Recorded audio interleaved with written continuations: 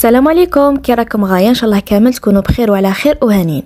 تحوسي على كاطو اقتصادي غير بالزيت وسهل يوالم حفلات النجاح ومناسباتكم ويخرج كميه الله يبارك.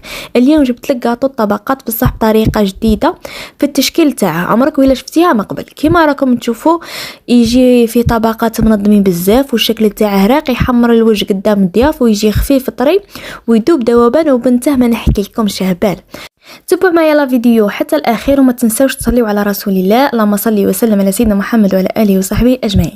بسم الله. بديو بمكونات الوصفه تاعنا. نحتاجو كاس تاع سكر وكاس تاع زيت ومغرفه كبيره تاع مايزينا ومغرفه كبيره تاع تاع كاكاو ومغرفه كبيره تاع لافاني وخمس حبات تاع بيض وزوج خماره 10 غرام يعني 20 غرام خماره وشوكولا مينا.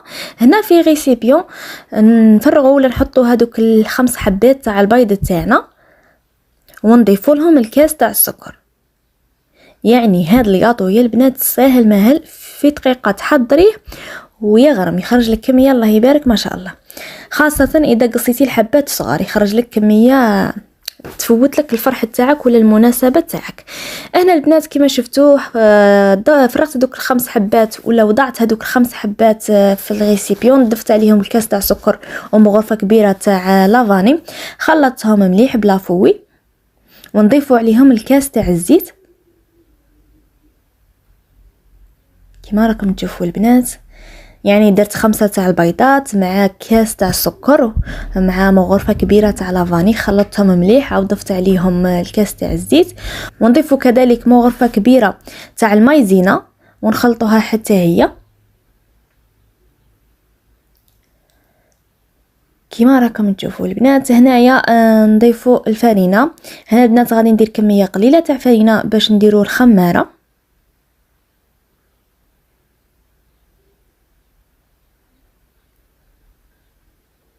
ندير 2 تاع الاكياس تاع الخماره، كل كيس 10 غرام، يعني نحتاجو في الوصفه تاعنا غير 20 غرام تاع خميره الحلويات. نخلطوها مليح، يليق هنا تخلطي هذيك الفرينه مليح باش الخليط كامل تتوزع فيه هذيك الخماره.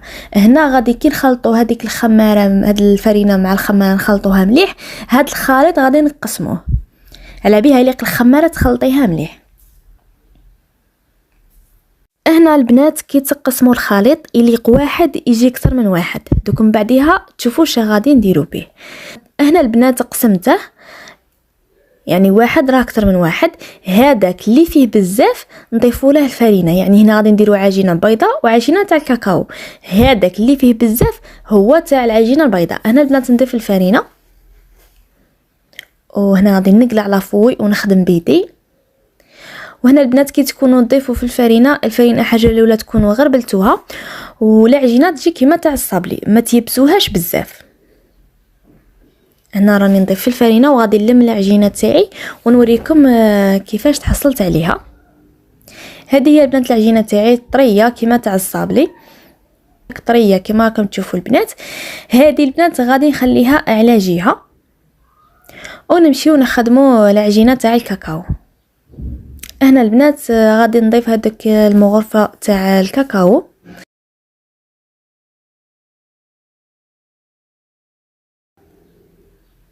هنا نخلطوا مليح هذاك الكاكاو باش ما يديرناش حبيبات، ومن بعد نضيفوا له الفرينه.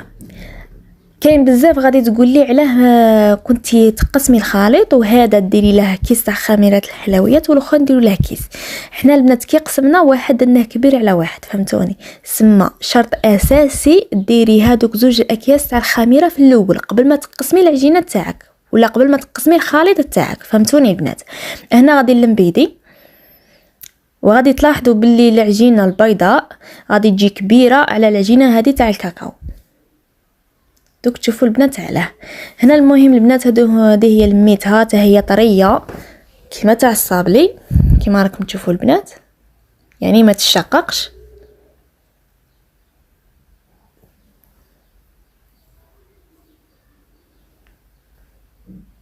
هنا هذه العجينه البنات البيضاء غادي نقسمها، يعني غادي نشكلها على شكل حربوش ولا، ومن بعد نقسمها يليق نتحصل على 4 تاع الكرات. دوك تشوفوا البنات هنا غادي نقسمها على 2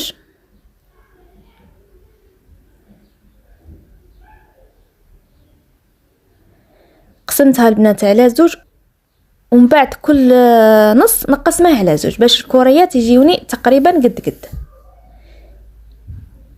نتحصلوا على 4 تاع الكرات كما راكم تشوفوا البنات.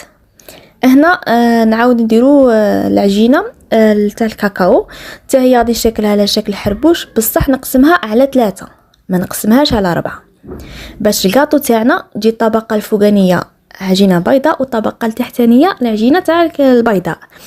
على بها نزيدو على في الاول قلت لكم بلات يليق العجينه البيضاء تجي كبر من العجينه تاع الكاكاو. فهمتوني البنات؟ نتمنى تكونوا فهمتوني. يليق هذا الكاطو العجينه من التحت ومن الفوق تكون بيضاء باش تعرفوه كي طيب لكم. فهمتوني البنات؟ هنا البنات راني نشكل الكريات تاع الكاكاو. شوفوا طريقه التحضير. انا بنات هذا موالفه نديره مع هذه شحال، بصح ما كنتش نديرها بهذه الطريقه. كانوا الطبقات يجوني بصح ما يجوش منظمين كيما هكا. شوفوا البنات هنايا حكمت العجينه بيضاء، حليتها على شكل مربع صغير كيما راكم تشوفوا البنات، ومن بعد نعاود نحل عجينه تاع الكاكاو وكيما هكا حتى نكملهم كاع. يعني نحل عجينه بيضاء ونحطها نحلها على شكل مربع، وثم نحل عجينه تاع الكاكاو ونحطها فوقها. دوك تشوفوا معايا البنات.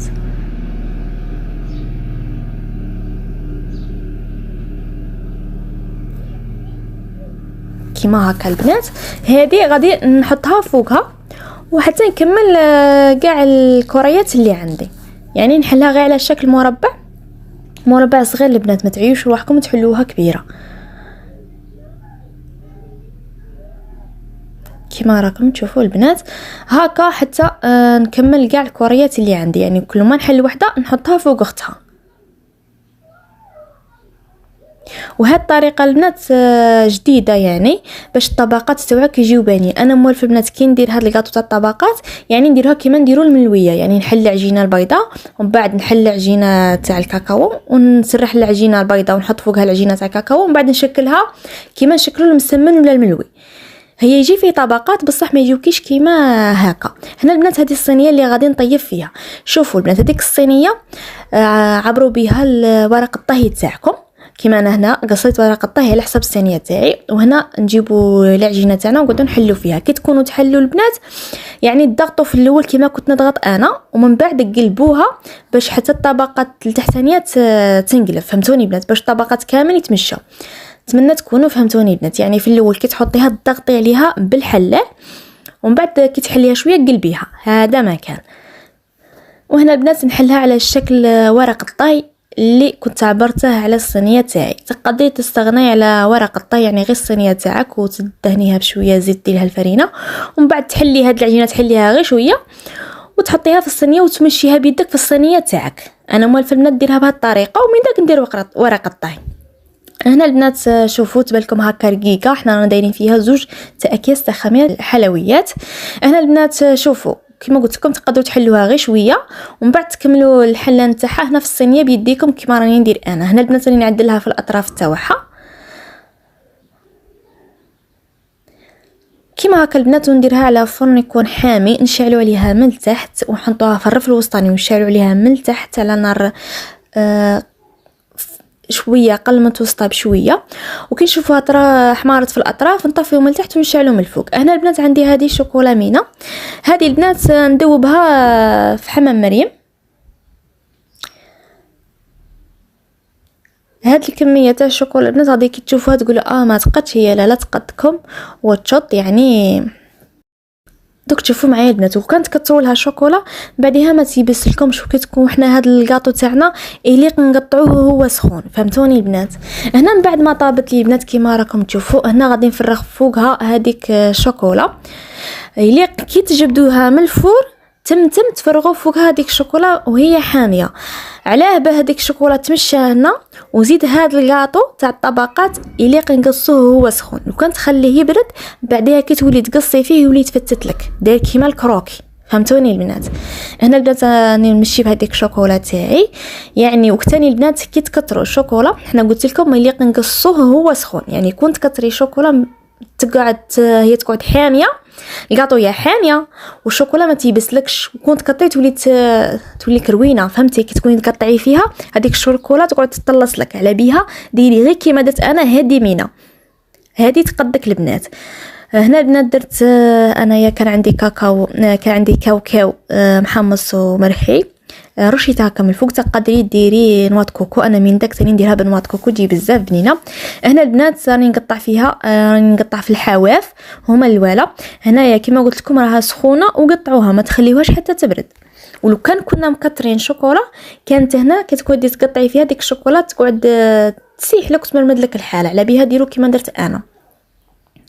هنا تقدري تقطعيهم مربعات ولا تقدري تقطعيهم على شكل مثلث مائي، المهم شي معين. المهم دوك نوريكم البنات. هنا كذلك البنات تقدروا تقطعوهم صغار على هكا، يعني انا هاد الخطره كبرتهم من داك نقطعهم شويه صغار لهكا.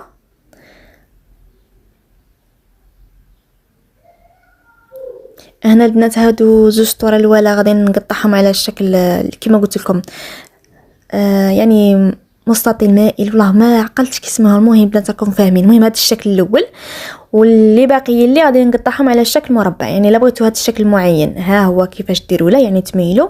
بغيتوا شكل مربع راه ساهل البنات الشكل المربع، يعني تهودين نيشان.